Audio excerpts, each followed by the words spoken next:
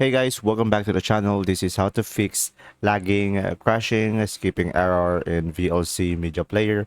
So first thing that you will do is open up the VLC application into your desktop. And from here, just simply go ahead and go to Tools and then go to Preferences and just simply go to All. And now from here, just simply go to Input/Codecs. Now guys, from here, just simply scroll down and go for file caching, as you can see over here. So guys, as you can see, it is 300. Just simply change it to 600, or if it still doesn't work, just simply try it to 1000 and click on save over here.